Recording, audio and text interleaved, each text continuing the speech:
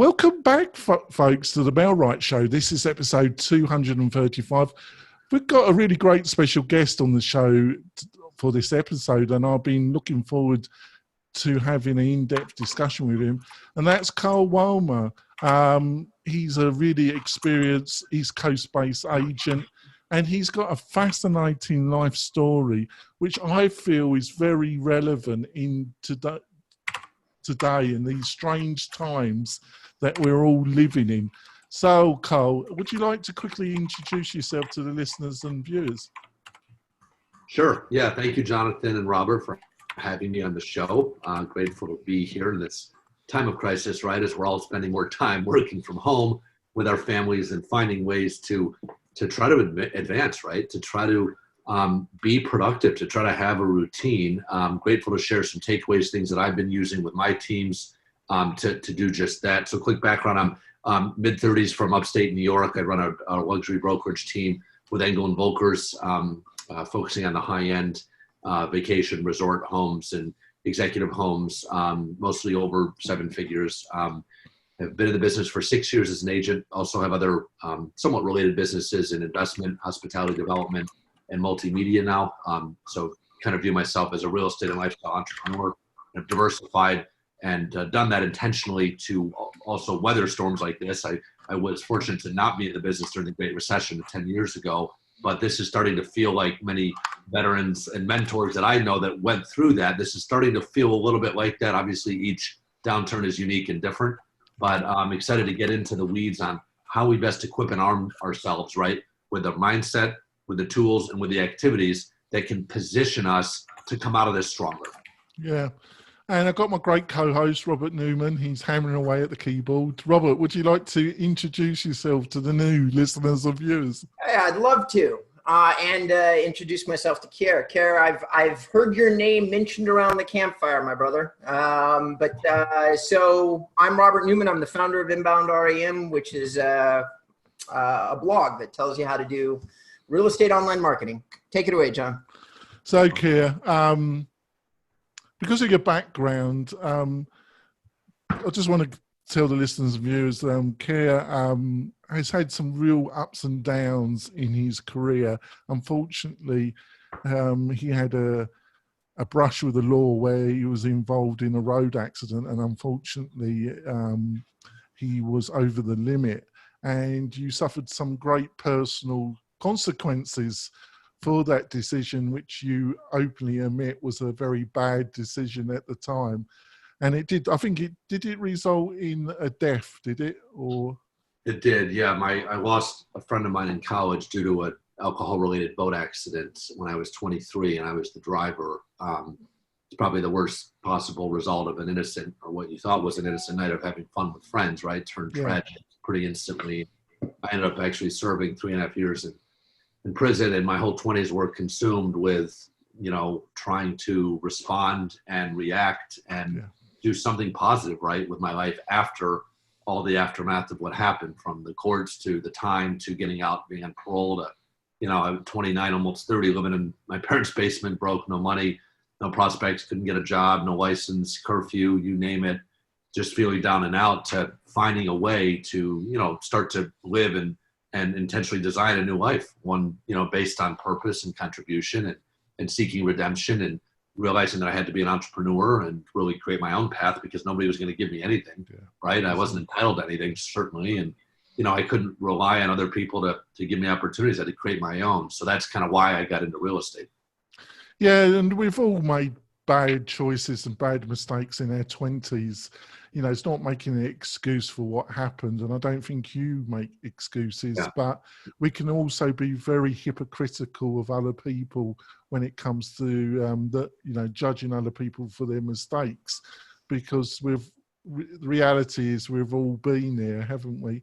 So I thought you were an excellent opportunity to discuss with you. So how, there's a lot of agents, and you've just said you're one of them, that haven't been practicing in a real bad downturn, but based on your life experiences, you're a bit of a fighter.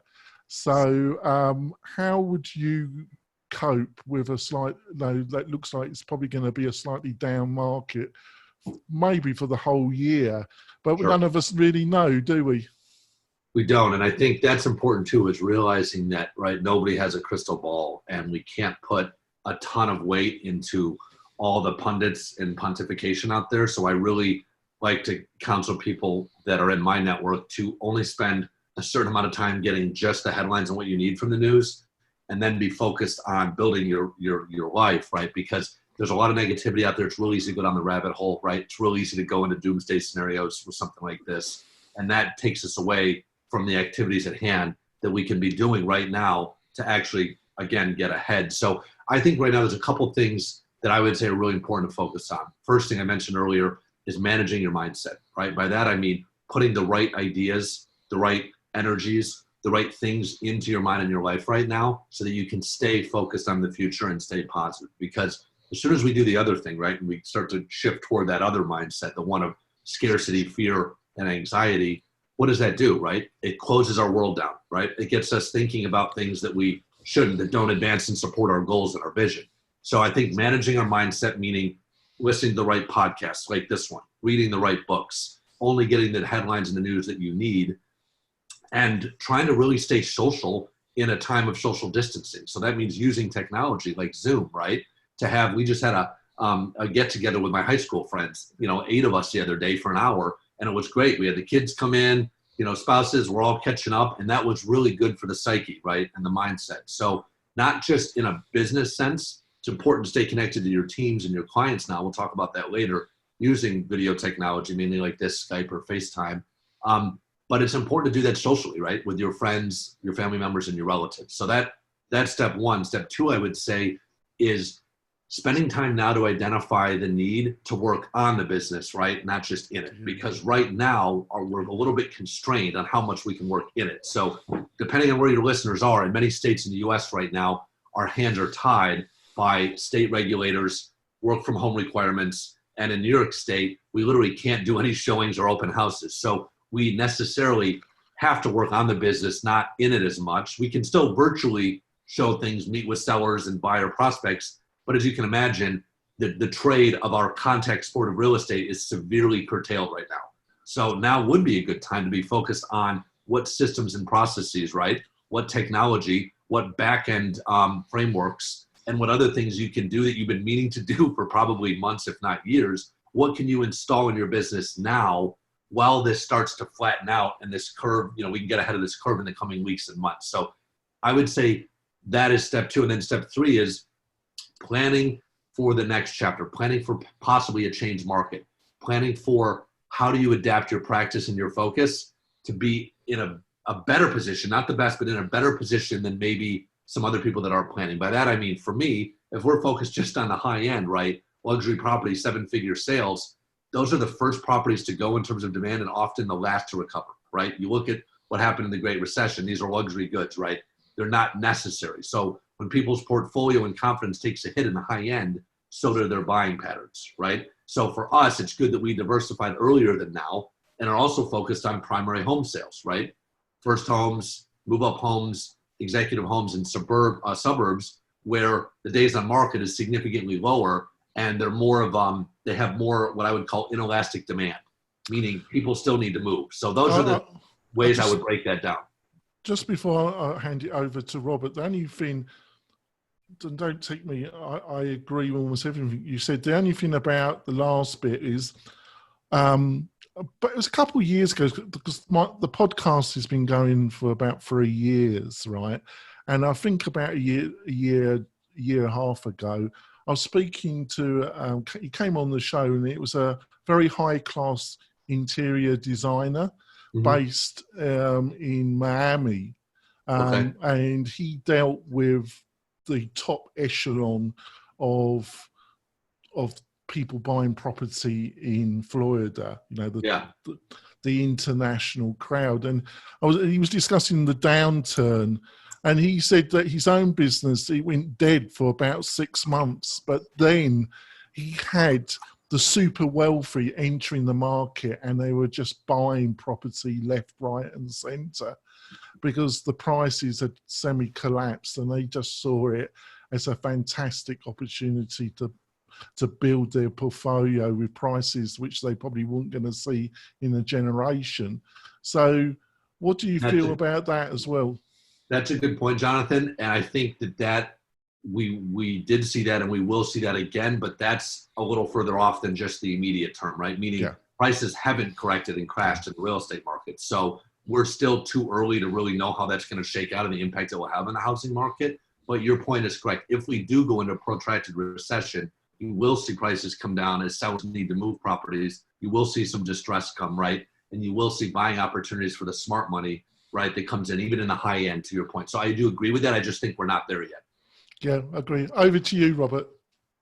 So you mentioned, Keir, like you're talking about an action plan while you're at home, and technology is definitely my bailiwick. And I could list, like off the top of my head, 30 things that an agent probably should do that they're not usually doing.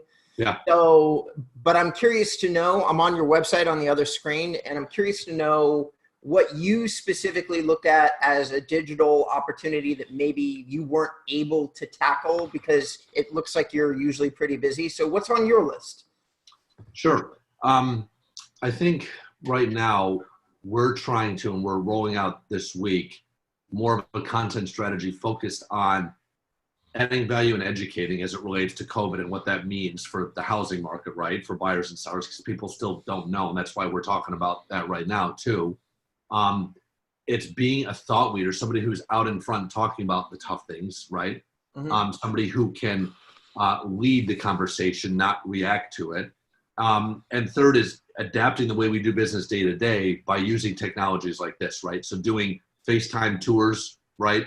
Doing virtual Matterport showings with 3D technology like we already do for out-of-state buyers, conducting listing presentations even remotely by Zoom like this, educating people on how to connect face-to-face, which is the next best thing if you can't do it in person.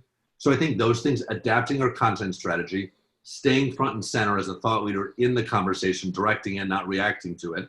And then third, finding ways to still do our business while being safe and abiding by CDC and other government regulations on COVID precautions. Those are the priorities and the things that we're working on. And then the second part of your question, we're looking at new ways to also implement technology that might help us better do our business too, but we're very tech forward to your point. I mean, we use a whole tech stack in all areas from back-end processing to, our content calendars and social dissemination to, that loop for e-signature and contract management to all those things. So we're really, I would say, ahead of the curve on tech. If anything, we need to reduce the amount of tech that we use for redundancy and overlap. I mean, I have my assistant tells me every time I come back from a conference, right, or a tech fair, and I'm like, hey, I got these 3 new ideas. She goes, well, if you have 3 new ideas you want me to implement, you're gonna have to get rid of 9. So like, it's like, let's like reduce the amount of tech and try to streamline. We're gonna focus on that too. Yeah, I think that's a great point. But I also think a lot of agents, especially on the back end, obviously the requirements, because of the last recession, the requirements from bank and lenders have accelerated the amount of forms involved to get a final purchase or sell.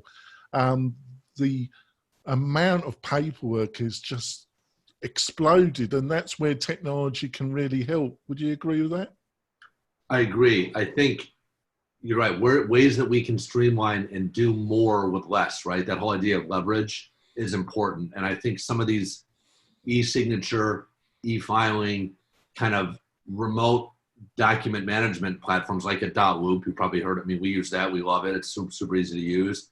Really help things. It allows us to go paperless, be more mindful of the environment, get signatures quickly, execute and adapt and change contracts. Because as you know, in a tight market, time is of the essence, right? So speed to lead, that's important. But yeah, I think you're right, Jonathan, wherever you can find ways to do more with less will help us be more efficient and will help the efficiency of the market too. Yeah, what do you reckon, Robert?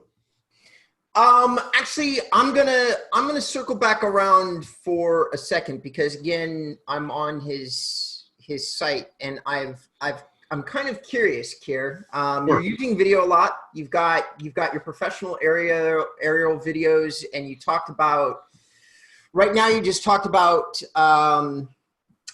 changing your content strategy is what you were just talking about, and then focusing on COVID-19 content.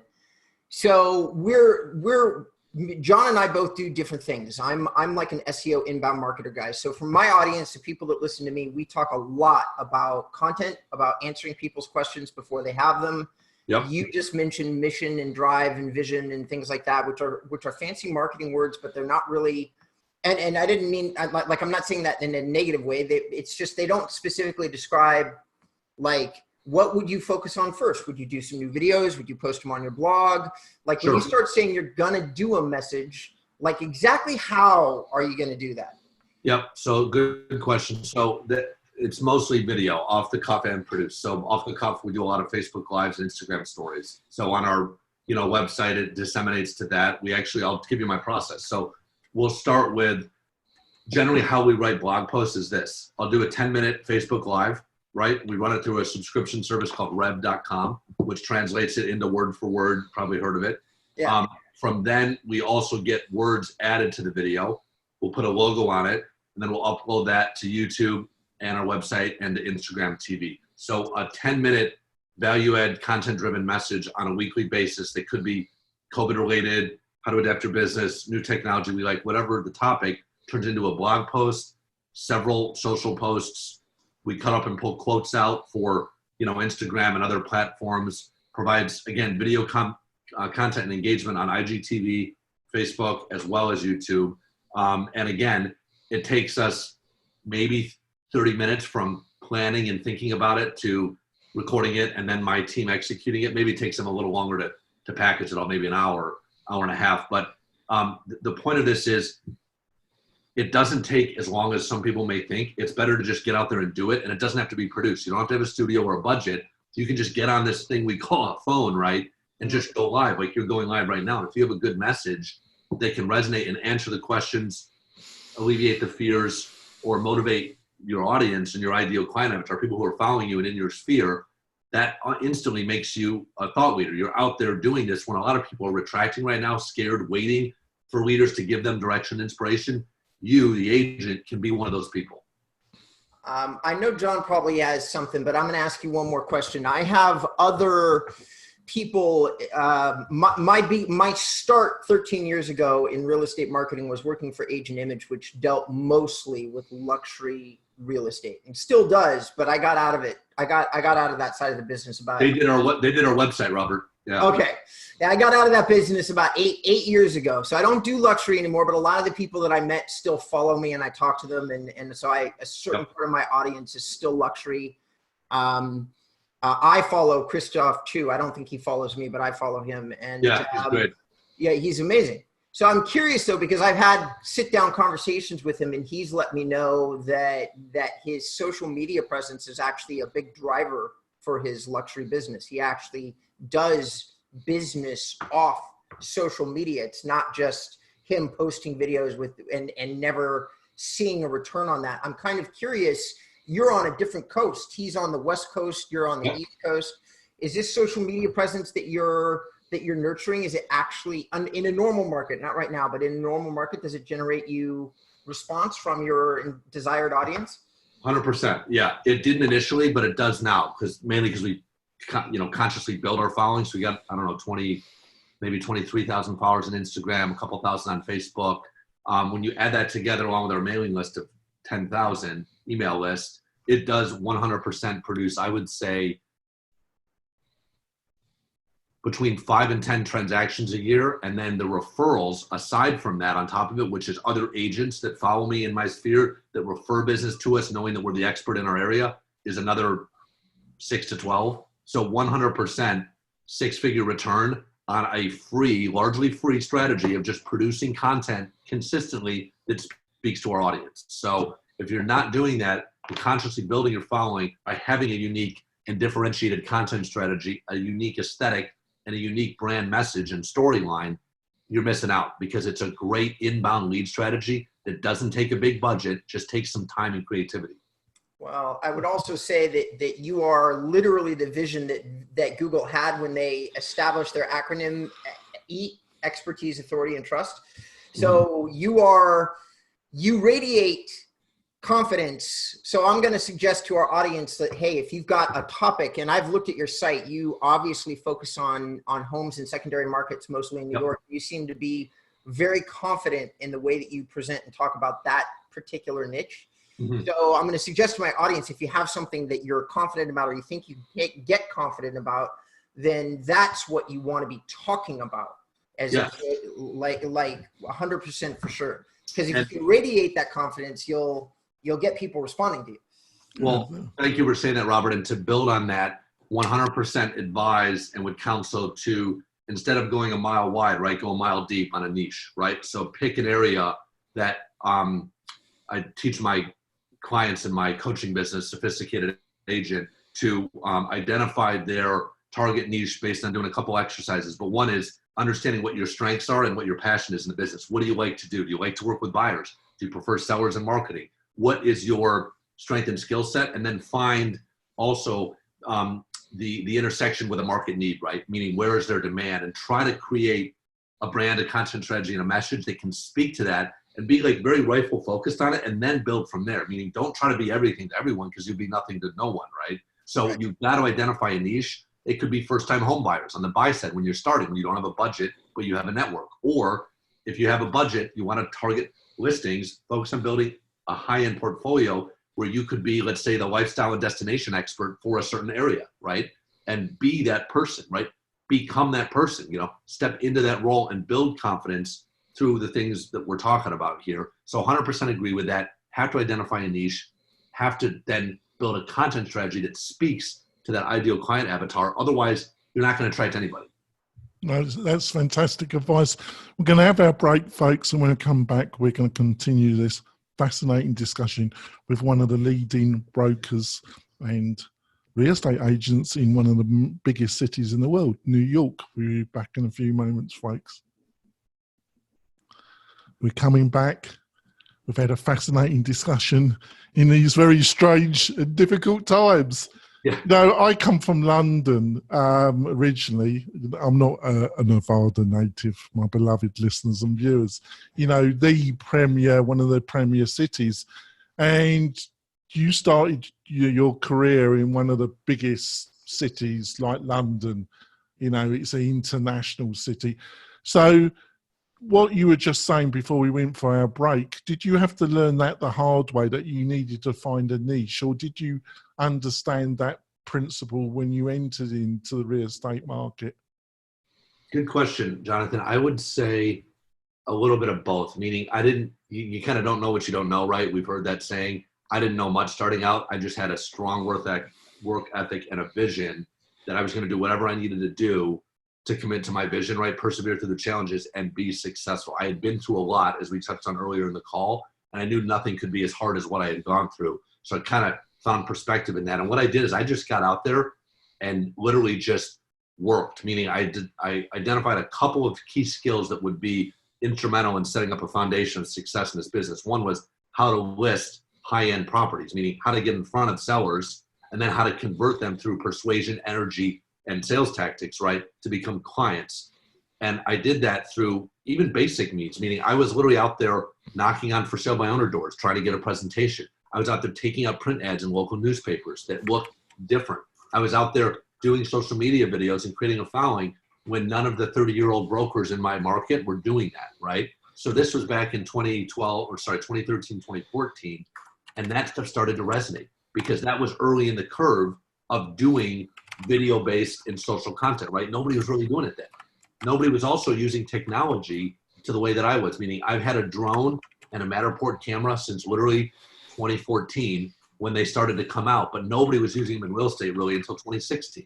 So we got ahead of the curve on that. So we were presenting properties in unique ways that was different and caught the eye of the market, buyers and sellers. So I would say when you're starting out, like we just talked about, identify the niche, but then identify one or two skills that could really help you create a foundation and set yourself apart. Meaning don't try to be good at everything because you won't be. You got to wear a lot of hats in this business. Identify a couple of things that will really move the needle. And I'll tell you right now, that thing is listings. Listings.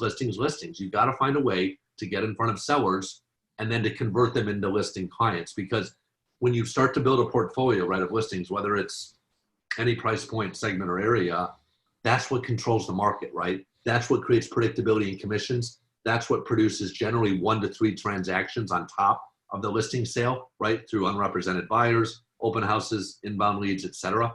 And what people don't realize too is instead of focusing on the buyers, which can be fickle and timeless on their purchase and search, listings generally sell if they're priced right and marketed correctly. So the other thing is what's nice about listings is it markets you as the expert while you're marketing your listing. So it's kind of a win-win. So I would really focus on developing that muscle and that skill set. Wow. Over to you, Robert. No, it's, I've been doing this a long time and I talk to a lot of real estate people. And in the search market, which is what I'm part of, we usually focus on buyers.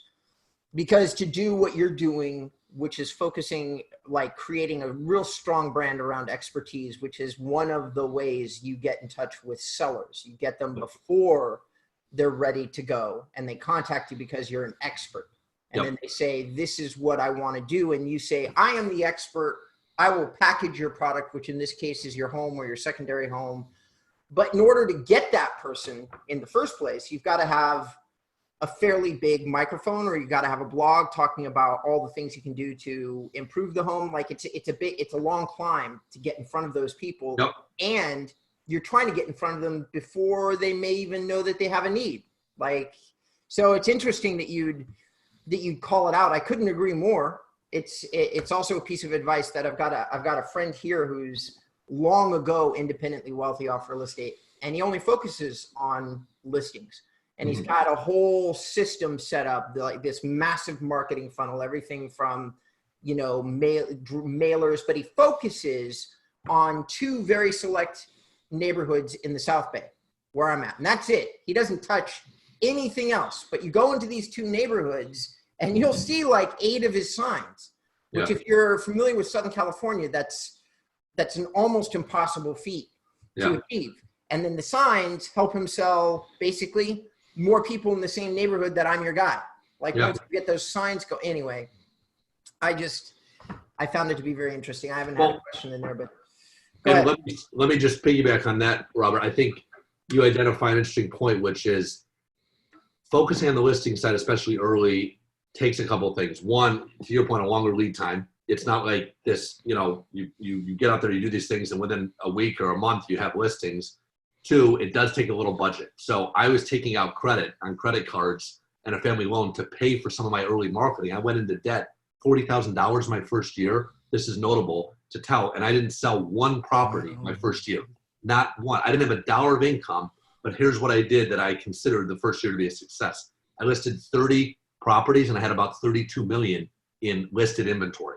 The 13th month, the first one sold, and then it was off to the races. And we did 10 million in sales that second year, and went from $0 to filing a tax return at one of the highest brackets. So it was like knowing that what I'm doing now will produce returns later, but you have to have a little bit of an appetite for delayed gratification, and you're going to have a little bit of a budget, right, and some patience to focus on the listing side. So what I would say to that, if you don't have either of those in plentitude, I would focus on the buy side, to your point in strategy, while you're doing that a little bit, right? But at least you can, in your network with people family members, acquaintances, friends, family, right? All those people know people, right, who are buying and selling real estate. So work the network, which is low budget, right, low cost, while you're building your brand and your expertise out, if you don't have what I just said, budget and patience.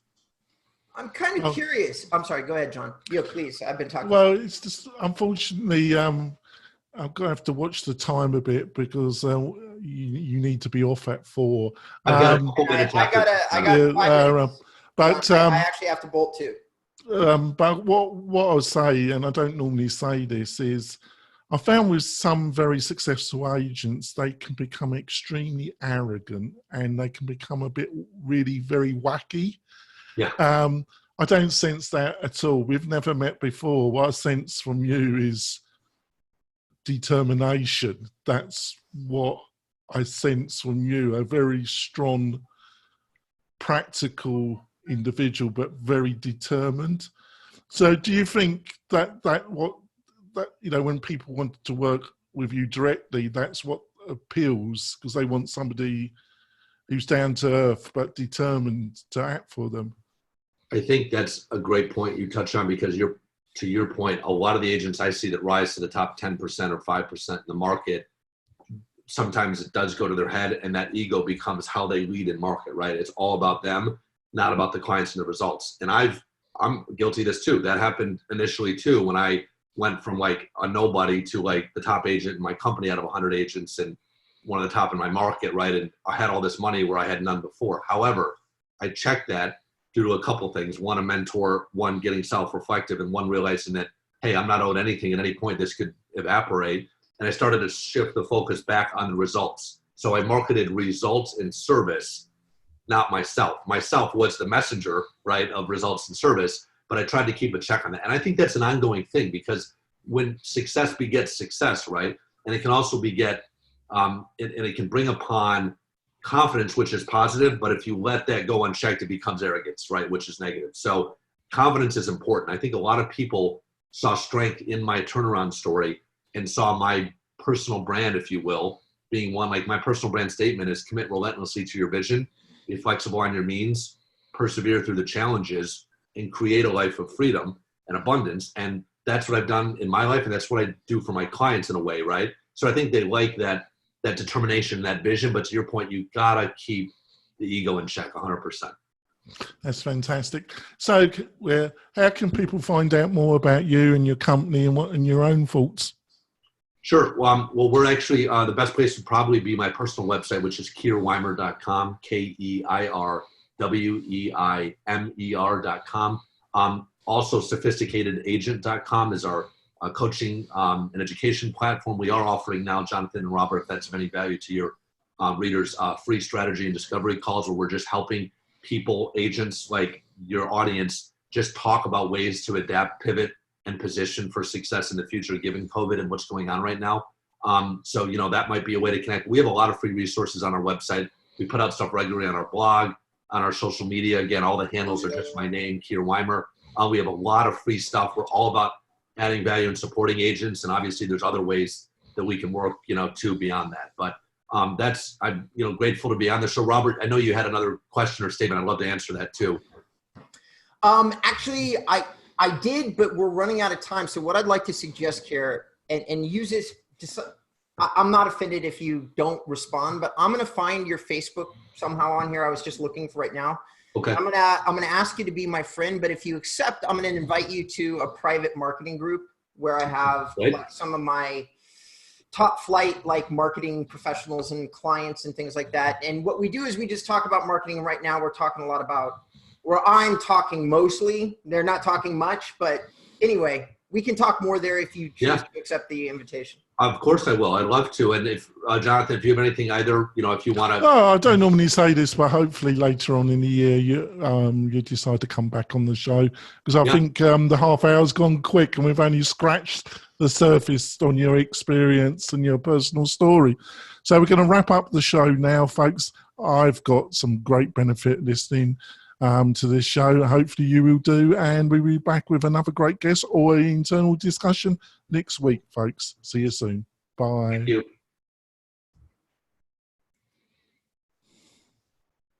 Was that